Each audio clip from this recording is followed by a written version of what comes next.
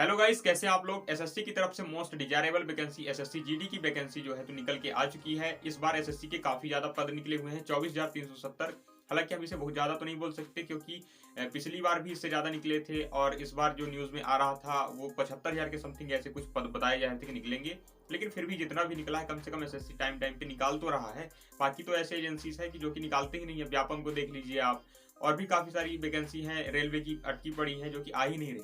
कम से कम एसएससी अपने time to time vacancies तो निकाल रहा है। इस बार एसएससी ने अपने एग्जाम पैटर्न में काफी बदलाव किया है, एज में काफी सारी चेंजेस किए हैं, तो सारी चीजों को हम इस वीडियो में देखने वाले हैं।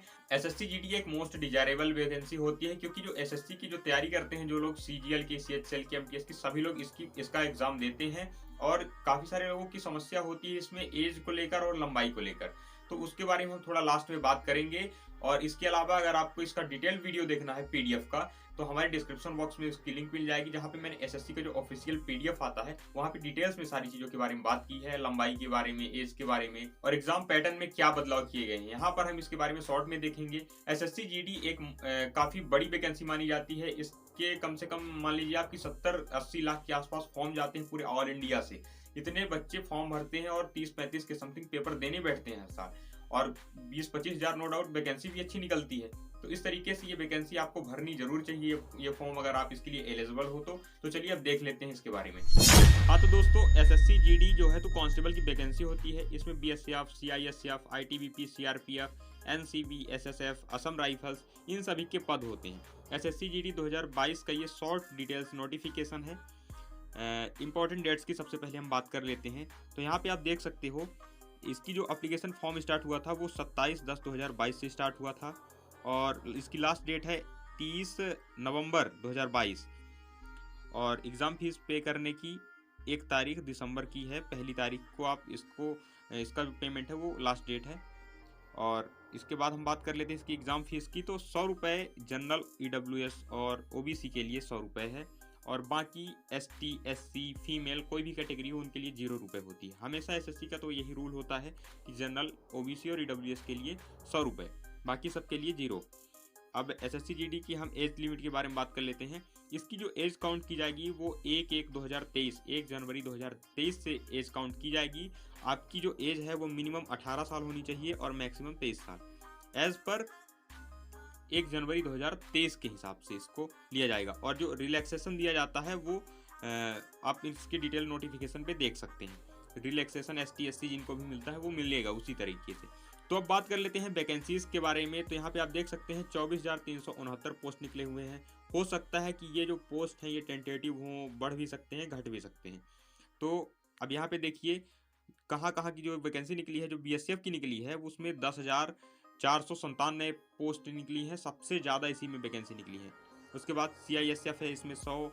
इसके बाद जो ये सीआरपीएफ है ना, इसमें 8,911 पोस्ट है, सबसे ज़्यादा है इस बीएसएफ में। उसके बाद है सीआरपीएफ में। उसके बाद आप देख सकते हैं एसएसबी में 1284 है, आईटीबीपी में 1613 है, असम राइफल्स में 1697 है, और एसएसएफ में 103 है, एनसीबी की 164 है। गाइस आप ध्यान रखिएगा कि एनसीबी की जो पोस्ट होती है इसके लिए सबसे ज़्यादा लेवल 1 की जो पे स्केल दिया जाता है, इसके लिए सबसे ज़्यादा सैलरी इसी को मिलती है इसमें। और अब इसके बारे में बात कर लेते हैं कैटेगरी वाइज जो वैकेंसी निकली है उनके बारे में।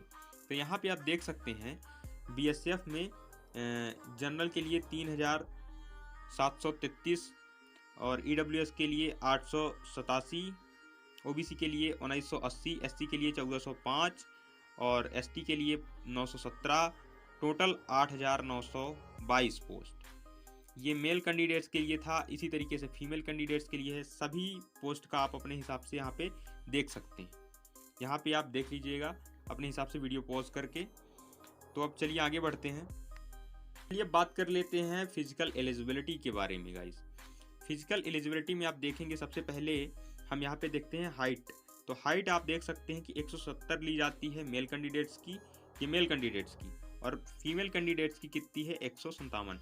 ये है जनरल, ओबीसी, एससी, और एसटी वालों के लिए मेल की है 162.5 सेंटीमीटर और एसटी के लिए है 150 सेंटीमीटर।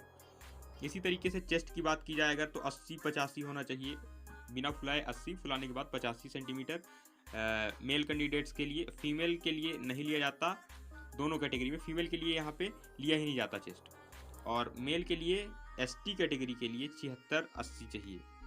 और रनिंग जो आती है वो 5 किलोमीटर 24 मिनट में चाहिए मेल जनरल ओबीसी एससी के लिए, और फीमेल के लिए चाहिए 1.6 किलोमीटर 8.5 मिनट में गाइस।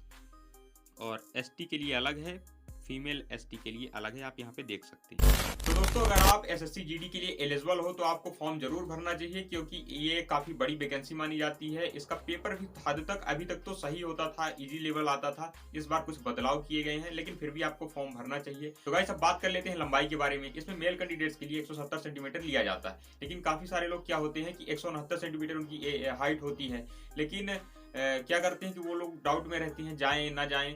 तो देखिए गाइस, अगर आपकी लंबाई जो है तो 169 पॉइंट कुछ आ रही है, 169.567, तो आपको जरूर जाना चाहिए वहां पे।